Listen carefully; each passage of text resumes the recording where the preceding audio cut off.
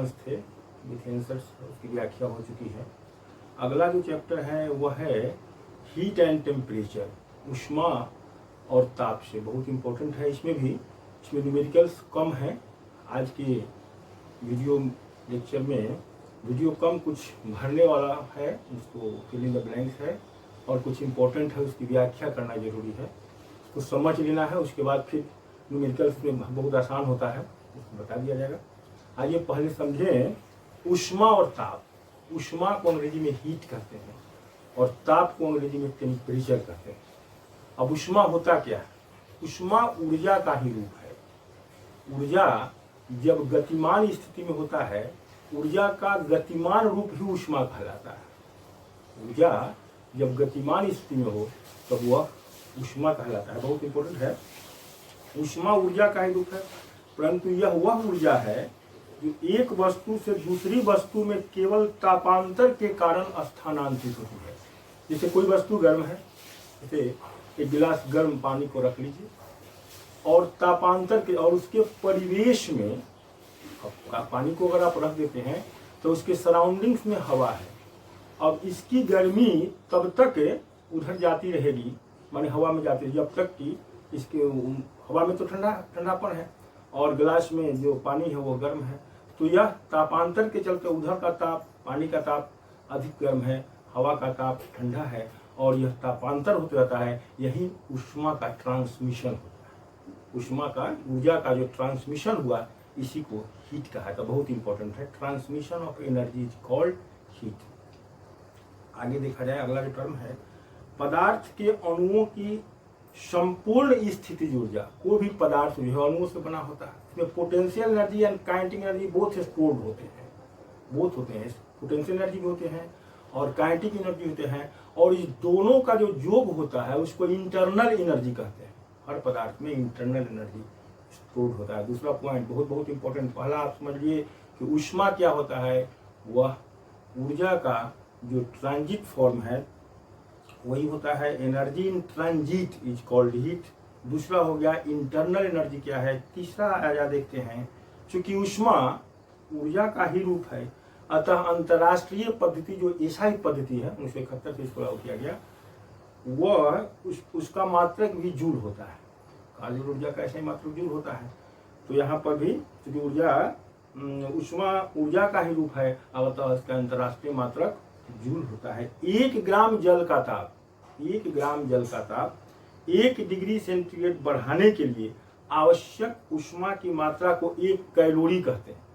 1 ग्राम जल के ताप को 1 डिग्री सेंटीग्रेड बढ़ाने के लिए आवश्यक ऊष्मा की मात्रा को 1 कैलोरी कहते हैं, और 1 कैलोरी 4.2 जूल के बराबर होता है। इसको गेट बाई हट करना बहुत छोटा है। 1 कैलोरी 4.2 जूल के बराबर होता है। दूसरा एक यूनिट देखिए, ब्रिटिश थर्मल यूनिट, जो कैसे लिखते हैं, बी बड़ा full stop TH full stop you. British thermal unit क्या होता है, तो 1 पाउंड जल का ताप, 1 पाउंड में 453 ग्राम होता है। 1 पाउंड जल के ताप को 1 डिग्री फ़ारेनहाइट तक बढ़ाने के लिए आवश्यक ऊष्मा की मात्रा को ब्रिटिश थर्मल यूनिट कहते हैं। BTHU कैसे लिखेंगे, B full stop THU, British thermal unit कहते हैं। और 1 ब्रिटिश थर्मल यूनिट 252 कैलोरी के बराबर होता है। 1 कैलोरी तो 4.2 जूल के बराबर होता है, लेकिन 1 ब्रिटिश थर्मल यूनिट 252 कैलोरी के बराबर होता है। बहुत इंपॉर्टेंट है। और ब्रिटिश थर्मल यूनिट क्या हो गया, आपको बताया कि 1 पाउंड जल के ताप को, 1 पाउंड 453 ग्राम, 1 पाउंड जल के ताप को 1 डिग्री फ़ारेनहाइट तक बढ़ाने के लिए आवश्यक ऊष्मा की मात्रा को ब्रिटिश थर्मल यूनिट कहते हैं। इसको बार बार गेट बाई हट कर लीजिए, इसको अभ्यास कीजिएगा। और टेलीग्राम ऐप पर भी सारे विषय वस्तु को भेजा जाता है, तो उसको देख करके लिखना है। मैं बार बार कहता हूँ कि पढ़ाई में लिखाई जरूरी है, केवल सुनने से नहीं होता है। बहुत सारे बच्चे केवल सुनते हैं और लेट करके पढ़ते हैं। पढ़ाई लिखाई बहुत तपस्या का चीज़ है, इसमें आपको लिखने पर विशेष बल देना है। अगर आप लिखने पर जोर देते हैं, मुझे पूर्ण विश्वास है कि आप बहुत ही अच्छा करेंगे। तो आगे देखते हैं। और 1 कैलोरी में तो आपको बताया 4.2 जूल, चाहे कहीं चलिएगा 4.186, तो 186 को 4.2 कीजिए। और 1 किलो कैलोरी रहेगा तो 1 किलो कैलोरी, 1 कैलोरी तो 4.2 हो गया। 1 किलो तो 1000 से कर दी 4200, 1 किलो कैलोरी करेंगे तो आपको 4200 जूल हो जाएगा। अब है ऊष्मा के बाद ताप, बहुत इंपॉर्टेंट है। जैसे किसी वस्तु में कितना टेम्परेचर है, तो डिग्री ऑफ हॉटनेस। ताप क्या होता है? ताप टेम्परेचर, ये डिग्री ऑफ हॉटनेस। ताप वस्तु की उष्णता का बोध कराता है। अब अच्छा है, ताप जो मैंने पहले कहा कि temperature is degree of hotness, कितना टेम्परेचर है। जैसे मान लीजिए कि हमी को बुखार लग जाता है या किसी को बुखार आता है, तो आप डॉक्टरी थर्मामीटर जो स्केल है फारेनहाइट स्केल, उससे मापते हैं। अगर 98.6 से अधिक है, फारेनहाइट से अधिक है, तो माना जाता है कि आपको बुखार है। अगर उससे कम है तो नहीं बुखार माना जाता है। और स्पर्श करने पर, अब किसी चीज को आप स्पर्श करते हैं, स्पर्श करने पर यदि वस्तु से ऊष्मा हमारे हाथ में आती है तो हमें गर्म, अगर गर्म मालूम पड़ती है, और यदि हमारे हाथ से उस वस्तु में ऊष्मा जाती है तो हम समझते हैं कि वस्तु ठंडी है। अगर मान लीजिए कोई वस्तु को आप छू रहे हैं और कोई वस्तु से लगता है आपको गर्मी महसूस हो रहा है, और गर्मी महसूस हो रहा है, इसका मतलब है कि आपके शरीर से अधिक गर्मी दूसरे वस्तु में है। दूसरे वस्तु में जैसे कोई गर्म चीज को आप छुए और आपका हाथ जल गया, इसका मतलब है कि आपका जो शरीर है और दूसरा जो कोई पिंड है या वस्तु है, स्पर्श करने के बाद अगर उससे गर्मी आपको महसूस अधिक हो गया, इसका मतलब आपका शरीर ठंडा है, वो गर्म है। अगर कोई चीज आप छूते हैं और वो ठंडा महसूस होता है, तो इसका मतलब है कि आपका शरीर गर्म है और आपके शरीर से और चीज ठंडा है। ऐसा होता है। अब आगे देख लीजिए, ताप मापने के लिए 2 बिंदु है। एक तो आइस पॉइंट होता है जिसको हिमांक कहते हैं, और एक होता है भाप बिंदु, स्टीम पॉइंट। तो 2 है। ताप मापन के लिए हम 2 बिंदु निश्चित करते हैं। ताप मापन के लिए हम 2 बिंदु निश्चित करते हैं। एक पिघलते हुए बर्फ के ताप को, और हर में टेम्परेचर है, हालांकि 0 डिग्री सेंटीग्रेड है, पिघलते हुए बर्फ के ताप को क्या कहते हैं? हिमांक। हिमांक, उसको अंग्रेजी में आइस पॉइंट कहते हैं। और उबलते हुए जल के ताप को भाप बिंदु कहते हैं, जो बॉइलिंग है, इसको स्टीम पॉइंट। 2 पॉइंट माना गया है, एक तो आइस पॉइंट हो गया, एक स्टीम पॉइंट हो गया। अब देखो कोई बर्फ को छुइए, वहाँ 0 डिग्री सेंटीग्रेड है, और उबलते हुए पानी को 100 डिग्री। और इसके 3 मेन स्केल होते हैं, उस पर भी चर्चा करेंगे। कई प्रकार के ताप पैमाने प्रचलित है, उसमें 3 इंपॉर्टेंट है। कई प्रकार के हैं लेकिन 3 महत्वपूर्ण है, उसी की चर्चा कर लिया जाए। एक है सेल्सियस पैमाना, एक है फारेनहाइट पैमाना, और एक है केल्विन पैमाना। और नंबर वगैरह जो है उसको छोड़िए। 3 पैमाना जो ताप मापने के लिए बहुत इंपॉर्टेंट है, सेल्सियस पैमाना, फारेनहाइट पैमाना और केल्विन पैमाना, बहुत इंपॉर्टेंट है। और ये तीनों पैमाना से हम ताप का मापन करते हैं। तो अब देखते हैं सेल्सियस पैमाने में, अब तीनों में हिमांक बिंदु है, आइस पॉइंट है, और उसके बाद स्टीम पॉइंट है। तो सेल्सियस पैमाने में जो हिमांक बिंदु है वो 0 डिग्री सेल्सियस है, तथा भाप बिंदु कितना है? Boiling point 100 degree Celsius. उसी तरह से फारेनहाइट में भी है, 32 डिग्री फारेनहाइट है उसका होता है, और 212 डिग्री फारेनहाइट, और उसका बीच का जो डिफरेंस 180 है। और सेल्सियस में जो 0 है और 100 है, तो बीच का डिफरेंस कितना हो गया? 100 हो जाता है। उसी तरह से केल्विन में भी होता है। सब में आपको भाप बिंदु भी है और आइस पॉइंट भी है, मैंने मेल्टिंग जो हिमांक वाला है, और उसके बाद क्या भी है, तीनों का है। तो फारेनहाइट कभी बताएं कि आप 32 डिग्री फारेनहाइट, 32 डिग्री फारेनहाइट पर जो है उसका आइस पॉइंट हो गया, और 212, आइस दोनों का डिफरेंस कितना है? 180 डिग्री फारेनहाइट के बराबर होगा। उसी तरह से केल्विन पैमाना पर देखिए, केल्विन पैमाना, ताप का ऐसा ही मात्रक केल्विन होता है, ताप का ऐसा ही मात्रक केल्विन होता है। तो केल्विन पैमाना में जो हिमांक है, आइस पॉइंट है, वो 273 केल्विन है, और केल्विन में डिग्री नहीं लिखा जाता है। जैसे 5 डिग्री सेल्सियस लिखेंगे तो ऊपर में शून्य करके देंगे। 5 डिग्री अगर फारेनहाइट लिखना हो तो 5 ऊपर 0 कर दीजिए हल्का सा, और 105 की फारेनहाइट लिखें। अगर 5 केल्विन लिखे तो 5 और ऊपर में जुड़ा अगर लिखेंगे 5 डिग्री पर, तो उसको गलत माना जाता है, सीधे 5 के लिखिए, 5 केल्विन। तो इसका जो हिमांक है 273 केल्विन है, थोड़ा के बराबर 273 प्लस सी होता है, के बराबर 273 प्लस सी।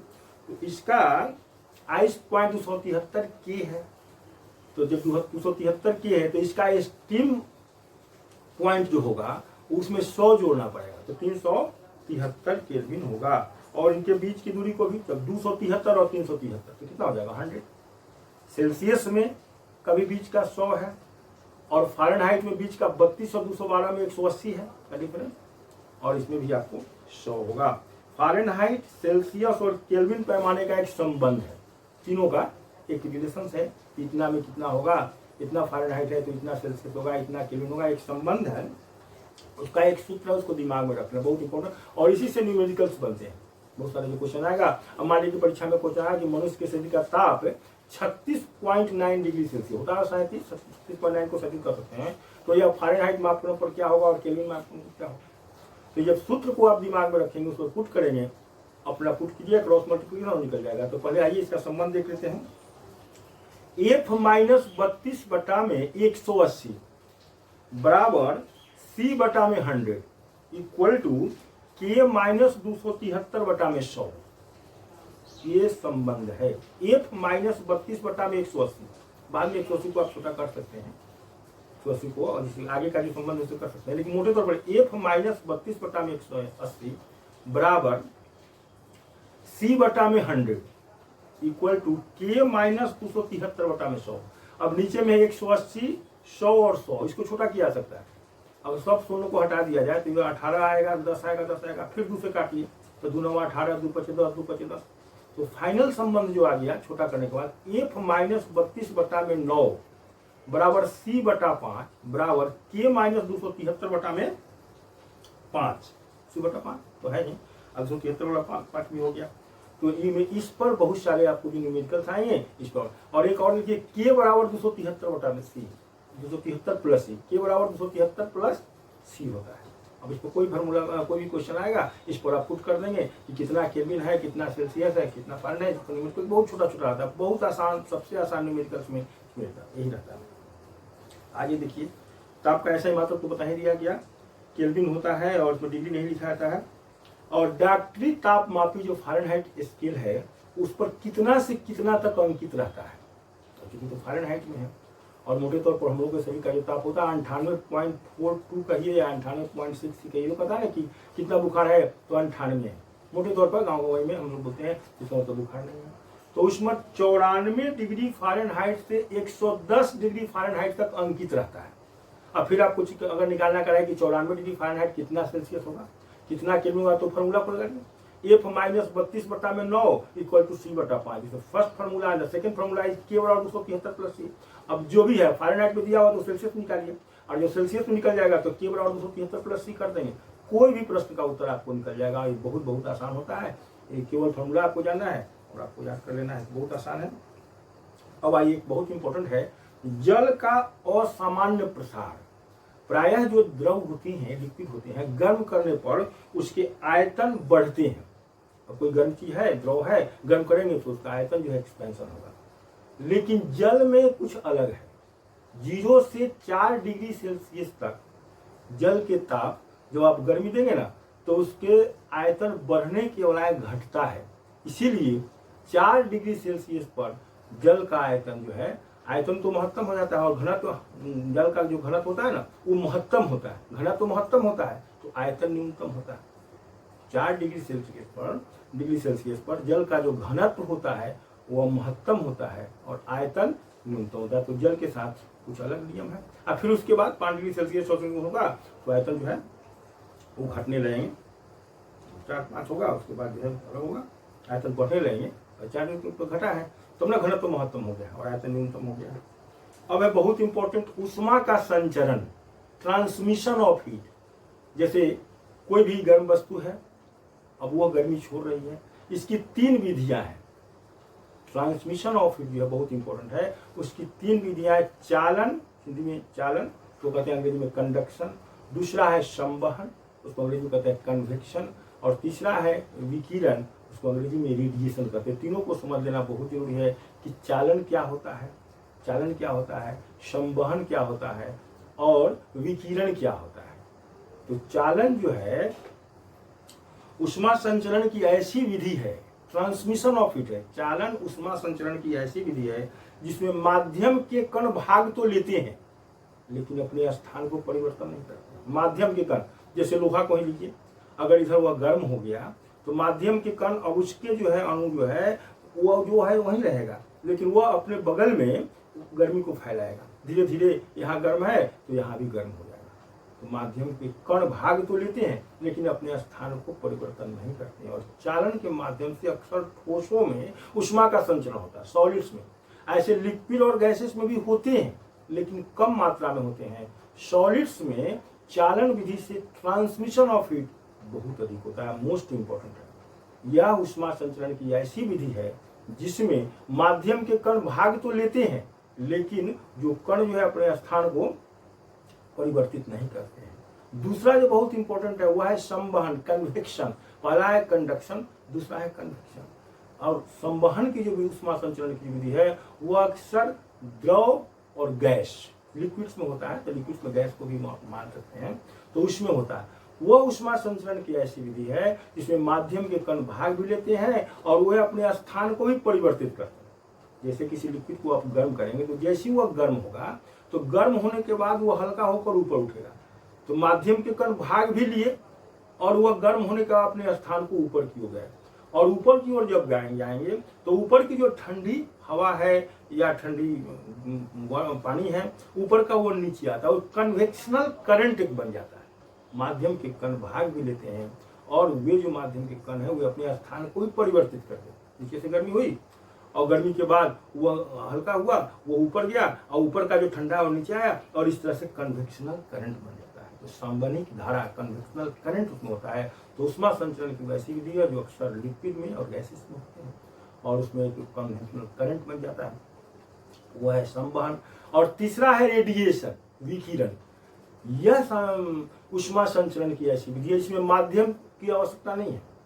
अब बताइए ना, सूर्य से जो रोशनी आती है जिसको सोलर रेडिएशन कहते हैं, एक खास ऊंचाई के बाद हवा नहीं है, निर्वात है, वैक्यूम है और बहुत ऊंचाई पर करीब 15 करोड़ किलोमीटर पर सूर्य है और वहां से जो गर्मी आती है जिसमें माध्यम की आवश्यकता नहीं है, तो उससे जो ट्रांसमिशन ऑफ हीट होता है वो होता है रेडिएशन। उसमें दो चीज जानना जरूरी है, एक सोलर रेडिएशन और एक टेरेस्टेरियल रेडिएशन भी होता है। पृथ्वी जो गर्मी छोड़ती है उसको कहते हैं टेरेस्टेरियल रेडिएशन और सूर्य से जो गर्मी आती है उसको कहते हैं solar radiation. The incoming solar radiation is called insolation. बड़ा अच्छा अंग्रेजी में एक लाइन है, द इनकमिंग सोलर रेडिएशन। ऊपर से जो सौर विकिरण आ रही है उसको क्या कहते हैं, इंसोलेशन। और पृथ्वी जो गर्मी छोड़ती है, सूर्य से जो गर्मी आती है उसे पृथ्वी गर्म हो जाती है, पृथ्वी का धरातल गर्म हो गया या समुद्र का सतह गर्म हो गया। और समुद्र के सतह जो गर्मी छोड़ रही है या पृथ्वी जो गर्मी छोड़ रही है और पृथ्वी जो गर्मी छोड़ रही है उससे वायुमंडल गर्म होता है, बहुत कम, वहां पर रेडिएशन है। तो ठोसों में, मुख्यतया ठोसों में कंडक्शन हो गया, द्रव में कन्वेक्शन हो गया और जहां माध्यम की ही आवश्यकता नहीं है। और पृथ्वी पर ऊर्जा का सबसे बड़ा नियामक सूर्य ही है। पृथ्वी पर ऊर्जा का सबसे बड़ा नियामक कौन है, सूर्य है। तो बीच में जो वैक्यूम है, निर्वात है, उसमें भी ट्रांसमिशन ऑफ हीट होता है, इसको कहते हैं विकिरण, अंग्रेजी में कहा जाता है रेडिएशन। इसमें दो चीज जानना जरूरी है, एक है सौर विकिरण और एक है भौमिक विकिरण। तो सौर विकिरण से जो है वह पृथ्वी का सतह या समुद्र का सतह गर्म होता है और पृथ्वी का सतह या समुद्र की सतह जो गर्मी छोड़ती है उससे वायुमंडल गर्म होता है। यह बहुत बहुत इंपॉर्टेंट चीज है। तो ट्रांसमिशन ऑफ हीट में चालन, संवहन और विकिरण, तीन चीज मुझे पूरा विश्वास है ये आप समझ गए होंगे। अगला देखिए, कुछ और इंपॉर्टेंट है जिसके बारे में थोड़ा सा जान लेना है। किरचॉफ एक वैज्ञानिक थे, किरचॉफ के नियम के अनुसार अच्छे अवशोषक, जो बहुत जल्दी गर्म हो रहा है, अच्छे अवशोषक ही अच्छे उत्सर्जक हैं, रेडिएट कर रहे हैं, गर्मी को छोड़ रहे हैं। अच्छे जो आपसे जो जल्दी गर्म हो जाए, अब लोहा को ही बहुत जल्दी, लोहे का बर्तन हो अगर कुछ है, चाहे लोहे का सामान बहुत जल्दी गर्म होगा, बहुत जल्दी। बालू को ही लीजिए, बहुत जल्दी गर्म होता है। जो जितना जल्दी गर्म होता है वो उतने ही जल्दी ठंडा भी हो जाता है। यह किरचॉफ का नियम, अच्छे अवशोषक ही अच्छे उत्सर्जक होते हैं, बहुत बहुत इंपॉर्टेंट है। तो किरचॉफ लॉ के हिसाब से करते हैं। एक स्टीफेंस लॉ है, एक स्टीफेंस लॉ के अनुसार किसी वस्तु की उत्सर्जन क्षमता, मैंने गर्मी को ही छोड़ने क्षमता, ई उसके परम ताप T के चौथे घात के अनुक्रमानुपाती होता है। घात को ही पावर कहते हैं, घात को क्या कहते हैं, चौथे घात। ई अप्रोक्सीमेट है T के पावर में 4 कर लेते हैं।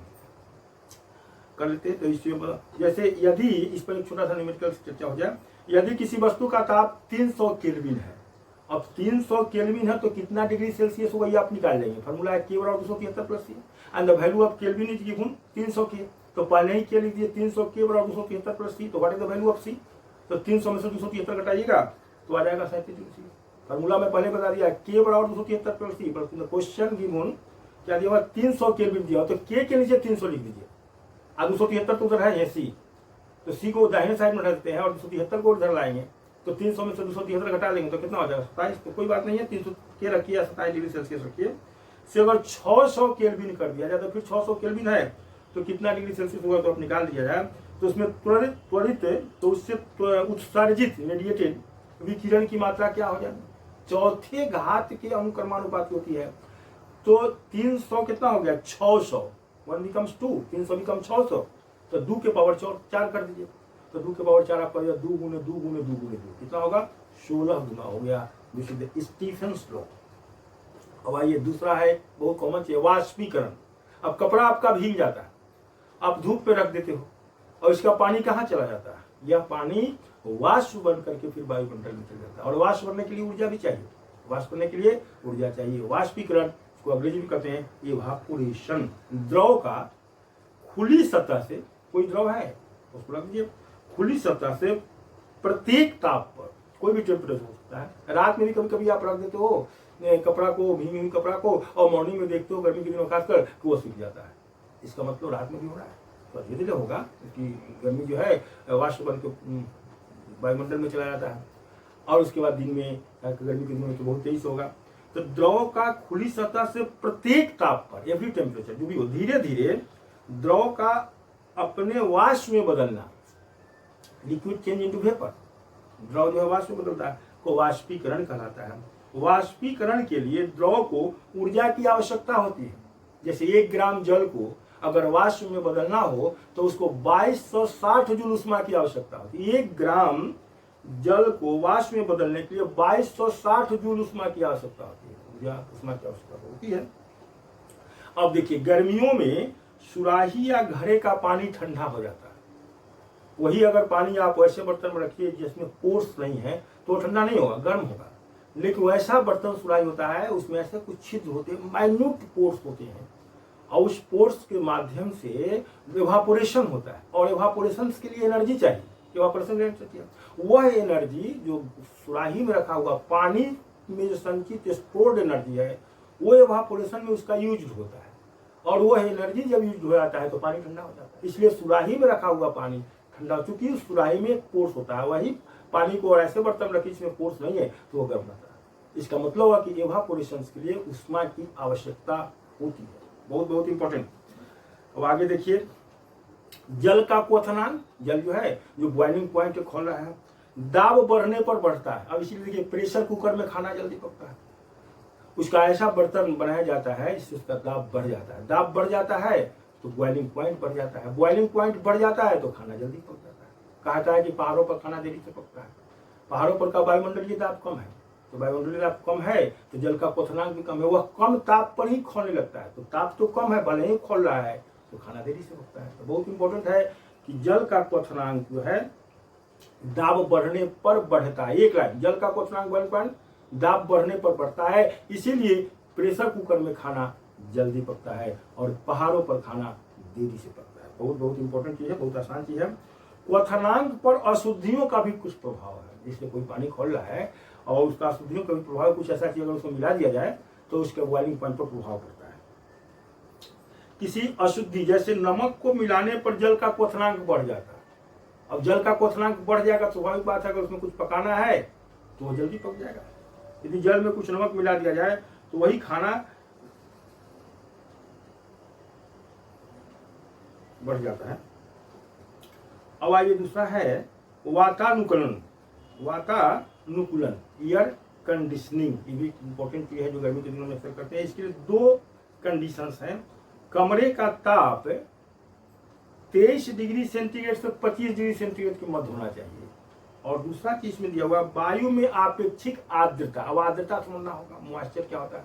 वायुमंडल में जलवाष्प की मात्रा को आर्द्रता कहते हैं, बहुत इंपॉर्टेंट। वायुमंडल में जलवाष्प की मात्रा को आर्द्रता कहते हैं, तो इसका 60 से 65% के बीच होनी चाहिए। तो 2 चीज है इसमें, टेम्परेचर 23 से 25 और आर्द्रता 60 से 65% के बीच होनी चाहिए, यही एयर कंडीशनिंग है। आपको अच्छा अनुकूल रहेगा, कार्य करने में सहूलियत होगी। एक है क्रायोजेनिक्स, यह विज्ञान की वह शाखा है जिसे निम्न ताप की भी कहते हैं। निम्न ताप उत्पन्न करने की विधियों तथा निम्न ताप पर पदार्थ के गुणों का अध्ययन किया जाता है। इसे निम्न ताप की भी कहिए, निम्न लोअर टेम्परेचर है इसका।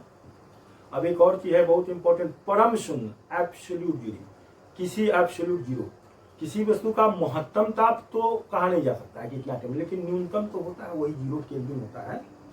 अधिकतम ताप की कोई सीमा नहीं है, परंतु न्यूनतम ताप की सीमा है। किसी भी वस्तु का ताप -273, क्या -273.15 भी कहीं नहीं रहता है, चल सकता है, -273.15 डिग्री सेल्सियस से कम नहीं हो सकता है। इसे परम शून्य ताप कहते हैं, इसको 0 केल्विन कहते हैं। परम शून्य ताप क्या हुआ, 0 के।